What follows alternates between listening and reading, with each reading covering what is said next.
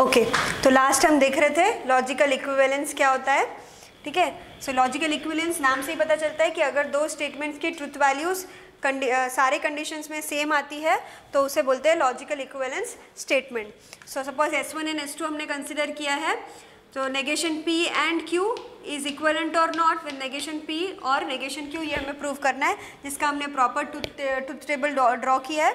और उसके बाद हमने देखा कि नेगेशन P एंड Q इस कॉलम में जो ट्रुथ वैल्यूज़ है और इस कॉलम में जो ट्रुथ वैल्यूज़ है वो एग्जैक्टली सेम आ रही है, F F T T T T and T T, ठीक है, सब में सेम आ रही है, मतलब ये दो स्टेटमेंट्स लॉजिकल इक्विवेलेंट स्टेटमेंट है।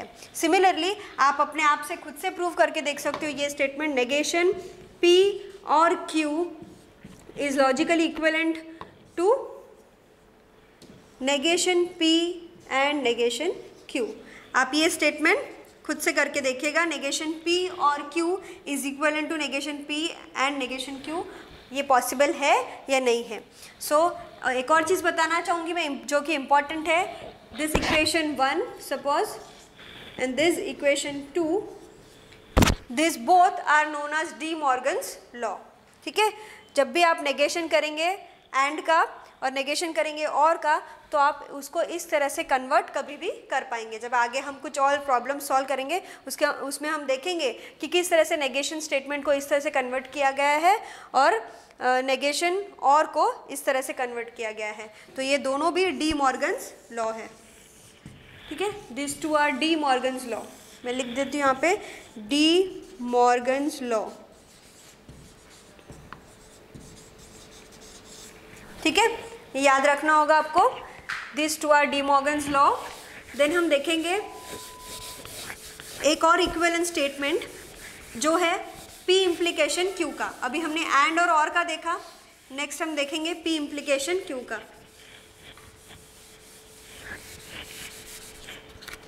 सो P इम्प्लीकेशन Q आपको प्रूफ करना है कि is equivalent to negation P और Q, ये इससे इक्विवेलेंट है, ये आपको प्रूव करना है। सो कैसे प्रूव करोगे, पहले आप बनाओगे, सबसे पहले आप बनाएंगे truth table. So P Q then P implies Q negation P, ठीक है, और you will take last is P और Q, ठीक है। नाउ इसमें हम वैल्यूज फिलअप करते चलेंगे ट्रुथ टेबल का यूज़ करके, T T F T F F T and F F, ठीक है। P इम्प्लीकेशन Q क्या है ट्रुथ टेबल के हिसाब से, जब T F आता है तब वैल्यू आती है फॉल्स, बस यही एक वैल्यू फॉल्स है, बाकी next rest all values are true, ठीक है। नेगेशन P क्या होगा, इसका पूरा नेगेशन। सो क्या आ गया, F F T and T, ठीक है। अब लेना है हमें नेगेशन P और Q, क्या होगा नेगेशन P और Q, मतलब इसका हमें और लेगा नेगेशन P और Q। तो और में क्या होता है, एक भी ट्रूथ वैल्यू होगी तो स्टेटमेंट की ट्रूथ वैल्यू ट्रू हो जाएगी। सो इसमें TF है, एक वैल्यू ट्रू है तो यहाँ लिखेंगे ट्रू, ये दोनों भी फॉल्स हैं तो यहाँ लिखेंगे फॉल्स। अब ये दोनों वापस से ट्रू है तो आप यहाँ लिखोगे ट्रू, इसमें एक ट्रू है तो आप यहाँ लिखोगे true. Now check these two values, ये दो कॉलम्स चेक कीजिए, दोनों में T T है, F F T T and T T है। इसका मतलब है आप बोल सकते हो कि P implies Q is equivalent to negation P और Q। स्टार मार्क कर लीजिए, ये स्टार मार्क कर लीजिए, ये स्टार मार्क कर लीजिए और ये भी एक स्टार मार्क कर लीजिए, क्योंकि ये तीनों फॉर्मूलेज बहुत इंपॉर्टेंट है, आपको आगे भी काम आएंगे ये तीनों फॉर्मूलेज। और इसी के साथ साथ आप ये खुद से प्रूव करके देख सकते हो P डबल इम्प्लीकेशन Q का, जो कि बहुत आसान है, is P implies Q and Q implies P, ठीक है, ये आप खुद से प्रूव करके देख सकते हो। P double implication Q is equivalent to P implies Q and Q implies P। So ये चार स्टेटमेंट्स आपको हमेशा एकदम ध्यान रखना है, अपने दिमाग में इसको फिट कर लेना है, लर्न कर लेना है, और वो दो को डी मॉर्गन्स लॉ करके भी कहा जाता है, ठीक है। नाउ इसके बाद हम देखेंगे जिस पे बहुत बार क्वेश्चंस आते हैं, बहुत बार पूछा जाता है, स्टेटमेंट दी जाती है और हमें आइडेंटिफाई करना पड़ता है वो किस पैटर्न की स्टेटमेंट्स हैं। ठीक है, जैसे कि हमने इक्विवेलेंस देखा, उसके बाद हम देखेंगे, अब देखेंगे टोटोलॉजी, कॉन्ट्राडिक्शन और contingency.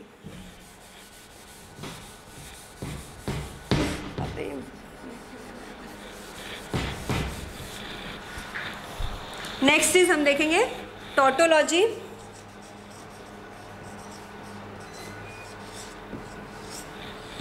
Contradiction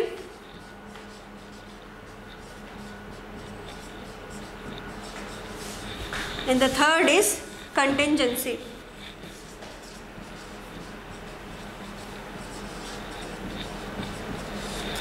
Now what is tautology? जब भी किसी स्टेटमेंट की ट्रूथ वैल्यू हमेशा ही ट्रू होगी, ठीक है, irrespective of its simple statement,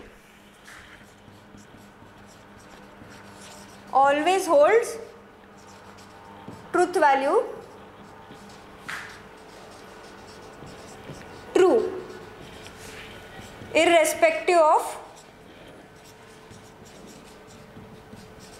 irrespective of what?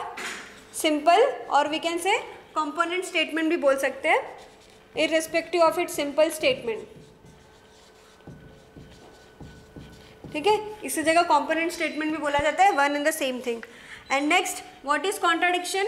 Contradiction यानी अपोजिट ऑफ टोटोलॉजी, जिसकी हमेशा ट्रूथ वैल्यू फॉल्स ही होती है irrespective of component statement, always holds, always false.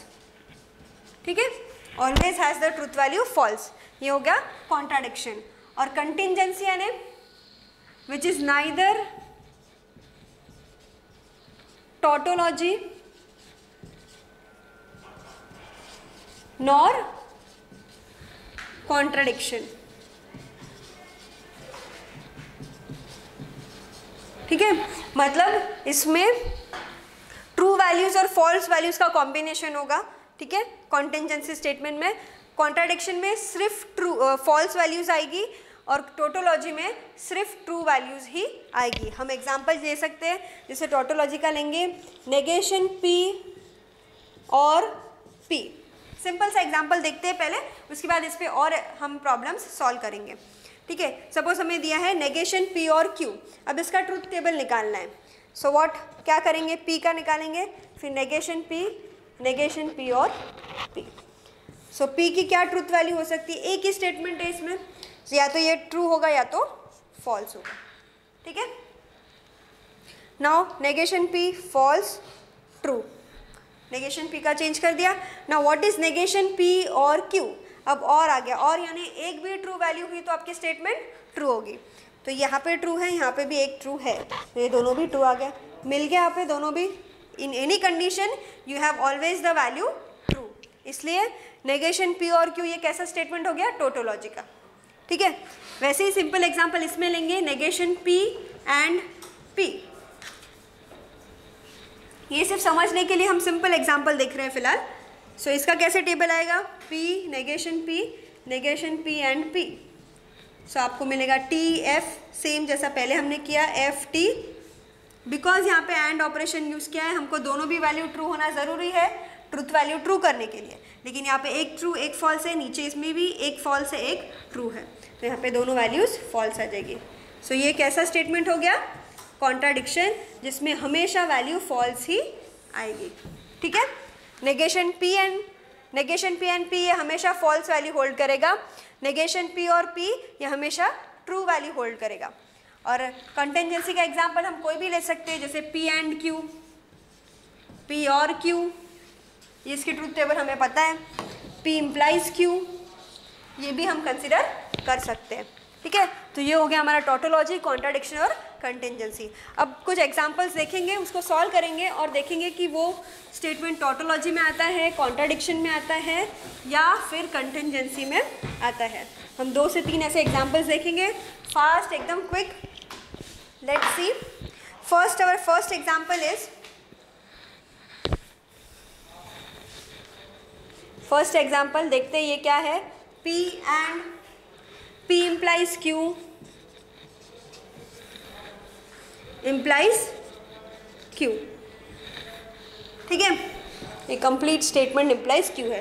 ये हमारा पहला क्वेश्चन है, हम इसको सॉल्व करते हैं। लेट्स सी कि हमारी ट्रुथ वैल्यू क्या आती है। सो पहला मिलेगा P देन Q, दो ही स्टेटमेंट्स है इसमें, फिर निकालेंगे P implies Q, ये वाली एक statement, then P and P implies Q, ठीक है। This complete statement P and P implies Q implies Q, ठीक है। अब क्योंकि दो स्टेटमेंट है, आपको ट्रुथ वैल्यू मिलेगी T T, T F, F T, F F, ठीक है। ये हमेशा पैटर्न याद ही रख लेना है आपको। नाउ P implies Q आपको पता है, जब सिर्फ T और F होता है तब उसकी वैल्यू फॉल्स होती है, बाकी रेस्ट वैल्यू ट्रू, ठीक है। Now let's see P and P implies Q, मतलब P and P implies Q, ये दो रोज को हमें कंपेयर करना है और उसमें एंड ऑपरेटर लगाना है।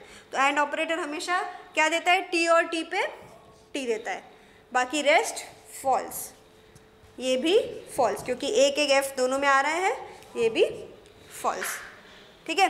Now last is P and P implies Q implies Q, this complete statement implies Q।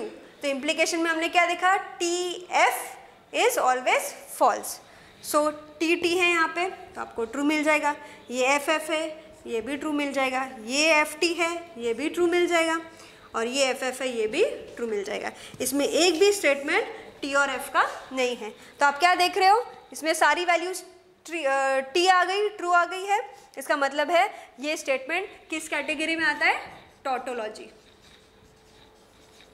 This statement is called tautology. आपको पूछा जा सकता है find the statement whether it is a tautology, contradiction और contingency. तो आप इस तरह से ट्रुथ टेबल बना के आप फाइंड कर सकते हो कि वो कौन से रेंज में फॉलो करता है। नेक्स्ट एग्जांपल देखेंगे जो कि बहुत सिंपल है, negation Q and P whole bracket and Q, ठीक है। ये हो गया second example, negation Q and P and Q। अब इसको सॉल्व करते हैं, चलो P Q, ठीक है, then you will get negation Q, then you have negation Q and P, यहाँ पे नेगेशन Q दिया है तो हमने उसका कर लिया, फिर नेगेशन Q एंड P किया, and then will find the last negation Q and P, bracket ज़रूरी होता है स्टेटमेंट्स में Q, ठीक है। So we will have T, T, T, F, F, T, F, F। अब नेगेशन Q का क्या होगा, F, T,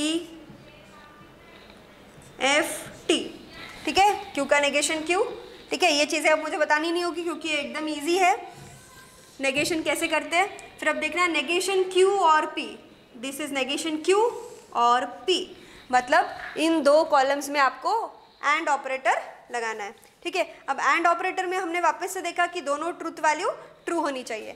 अब एक ट्रू है एक फॉल्स है तो आप यहाँ लिखेंगे फॉल्स, इसमें दोनों ट्रू है आप लिखोगे ट्रू, दोनों फॉल्स है आप लिखोगे फॉल्स, एक फॉल्स एक ट्रू है again you will write false, ठीक है। Now comes negation Q and P and Q, मतलब ये स्टेटमेंट और दिस स्टेटमेंट के बीच में एंड ऑपरेटर लगा है, ठीक है। तो and operator T F, F, F T, F, again T F, F, और एफ एफ फिर से एफ आ जाएगा फॉल्स, ठीक है। तो आपको सारी वैल्यूज कैसे मिली, फॉल्स मिल गई। इसका मतलब है ये कॉन्ट्राडिक्शन टाइप ऑफ स्टेटमेंट है, ठीक है। समझ आया कि टोटोलॉजी कैसे फाइंड करते हैं, कॉन्ट्राडिक्शन कैसे फाइंड करते हैं। जस्ट वेरी सिंपल है, आपको ट्रुथ टेबल ड्रॉ करना है। ट्रुथ टेबल में लास्ट कॉलम में अगर पूरा फॉल्स आता है तो वो कॉन्ट्राडिक्शन है, ट्रू आता है तो वो है टोटोलॉजी स्टेटमेंट, अगर mix of true and false है तो वो आएगा कंटिजेंसी में, ठीक है। नाउ ये समझ आ गया। अब उसके बाद हम देखेंगे क्वांटिफायर्स। व्हाट इज क्वांटिफायर्स, और क्वांटिफायर्स के कुछ क्वांटिफाइड स्टेटमेंट किसको बोलते हैं वो देखेंगे। क्वांटिफायर्स, छोटा सा टॉपिक है बट वेरी इंपॉर्टेंट, क्योंकि इस पे भी कुछ क्वेश्चंस आ सकते हैं, ऑब्जेक्टिव भी आ सकते हैं। Quantifiers and quantified statement.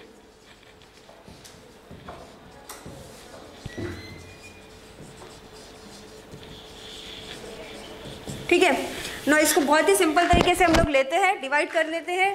There are two types of quantifiers.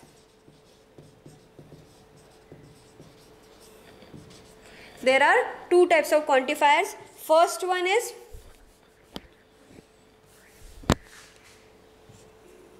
we can say universal quantifier, and second one is existential quantifier. ठीक है, ये दो क्वांटिफायर्स है, universal, existential quantifier. Now universal quantifiers को कैसे डिनोट करते हैं? Bye symbol this one V, और उस पे हॉरिजॉन्टल मार्क, ये है उसका सिंबल। ठीक है,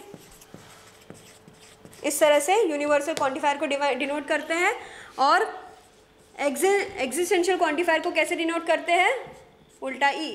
this is nothing but existential quantifiers. इसको कैसे प्रोनाउंस करते हैं यूनिवर्सल क्वांटिफायर को?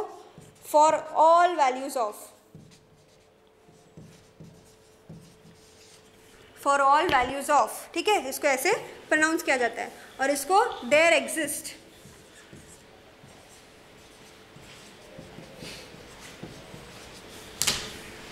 ठीक है, ये सिंपल तरीके से बता रही हूँ, बहुत ज़्यादा कॉम्प्लिकेटेड नहीं करना है हमें, डेफिनेशंस में नहीं जाना है। Universal quantifier, existential quantifier, symbols दिए गए हैं, then for all values of, इसको ऐसे बोलता जाता है, और इसको बोला देयर एग्जिस्ट। अब इसका एक सिंपल सा एग्जाम्पल लेंगे, like for all values of x, कैसे बोला जाता है? For all values of x that belongs to natural number x square is greater than 0। ठीक है, ये एग्जाम्पल हो गया। For all values of x that belongs to n x square is always greater than 0। अब इसकी truth value हमेशा क्या होगी? ट्रू होगी, क्योंकि x अगर नेचुरल नंबर है, नेचुरल नंबर कौन से होते हैं? 1 2 3 एंड सो ऑन। सो उसका स्क्वायर अगर हम लेते हैं तो क्या मिलेगा? 1 मिलेगा, 4 मिलेगा, 9 मिलेगा एंड सो ऑन, जो कि हमेशा 0 से बड़ा ही होगा। सो इसकी ट्रूथ वैल्यू होगी ट्रू। नाउ नेक्स्ट इधर हम देखेंगे देयर एग्जिस्ट x। ठीक है, इसको कैसे बोलते हैं? There exist. So there exist x that belongs to natural number such that x plus 3 is equal to 7, is equal to 7। अब नेचुरल नंबर की लिस्ट कौन सी होती है? 1 2 3 and so on. So x की कौन सी वैल्यू आप लेंगे जो आपको 7 मिलेगा? 4। तो x अगर आप 4 डालते हैं which belongs to natural number, x अगर 4 डालते तो ये स्टेटमेंट ट्रू हो जाती है, राइट? तो इसीलिए इसको भी आप, इसकी भी ट्रूथ वैल्यू ट्रू कंसिडर करते हैं। ठीक है, now this is there exist and this one is for all values of x। ठीक है, इतना आया समझ में?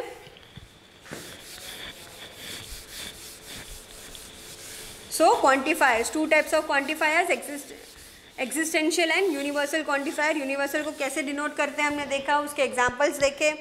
ठीक है, नाउ हम एक्सरसाइज में से कुछ प्रॉब्लम्स करेंगे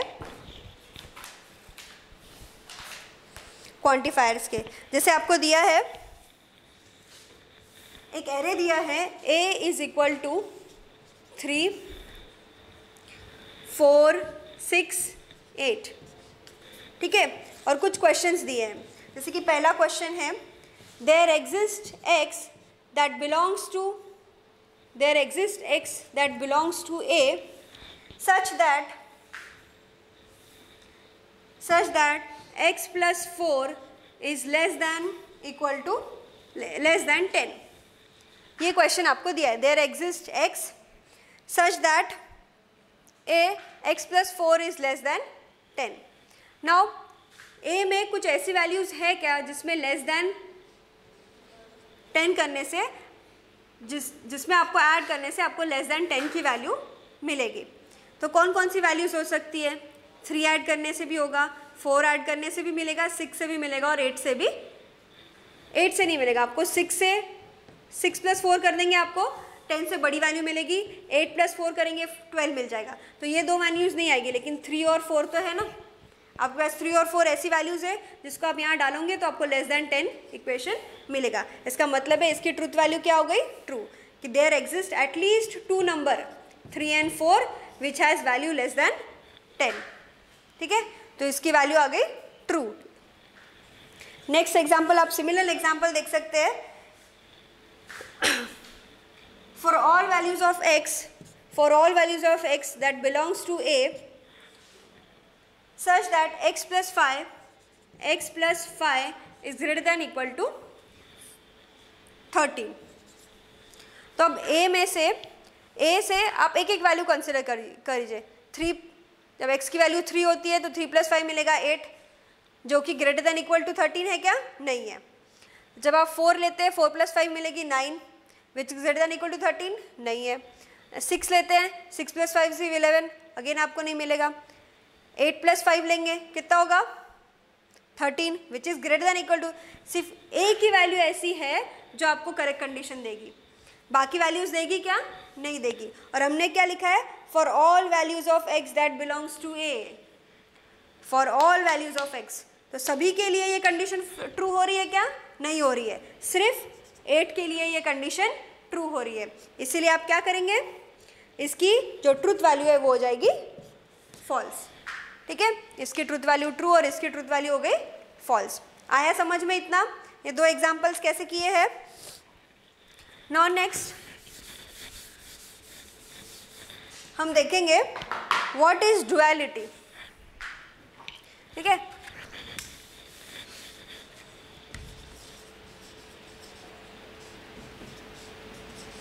डुअलिटी क्या होती है।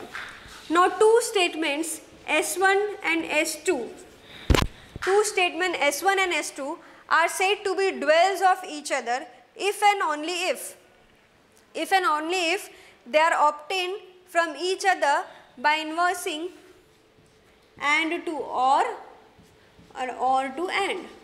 अगर दो स्टेटमेंट्स है S1 एंड S2, इन दोनों को एक दूसरे का डुअल बोला जाता है जब हम उनको कैसे ऑब्टेन करेंगे, जब हम उसकी एंड वैल्यू को और से बदल देंगे, और वैल्यू को एंड से बदल देंगे। ठीक है, या फिर टी को सी से बदल देंगे और सी को टी से बदल देंगे। And what is c here, tautology, c is contradiction, again here contradiction and tautology. तो आपको किसी भी स्टेटमेंट में अगर एंड दिया गया हो तो आप उसको और में कन्वर्ट करो, टी दिया है तो सी में करो, और दिया है तो एंड में, सी दिया है तो टी में। तो इस तरह से आप कन्वर्ट करोगे तो आपको जो नेक्स्ट स्टेटमेंट मिलेगा वो होगा dual statement of the previous statement. हम एक सिंपल सा एग्जांपल इसमें ले सकते हैं। और दूसरी बात इसमें नोट करने की जरूरत है कि negation will not be change.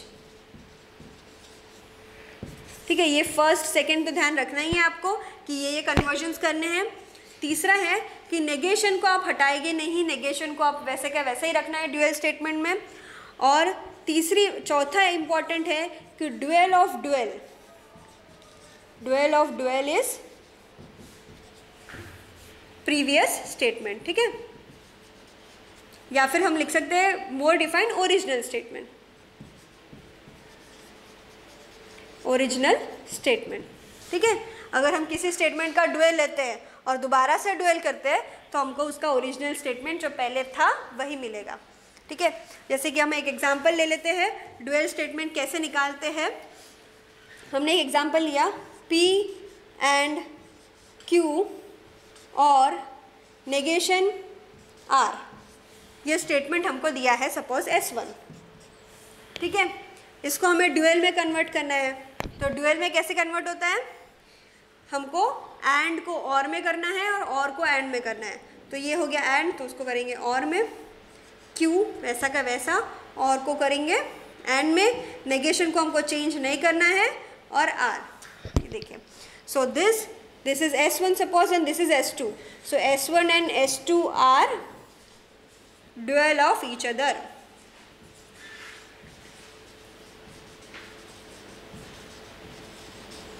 आया ध्यान में, डुअल कैसे करते हैं, एंड को और में और को एंड में करना है। टी दिया है तो उसको कंटिंजेंसी टी दिया है तो उसको सी में करना है कॉन्ट्राडिक्शन, और कॉन्ट्राडिक्शन अगर दिया है तो उसको टोटोलॉजी में करना है, ठीक है। सो नेगेशन वैसा का वैसा रहेगा और dual of dual is the original statement. आया इतना ध्यान में? ना इसकी कुछ एग्जांपल्स देखते हैं और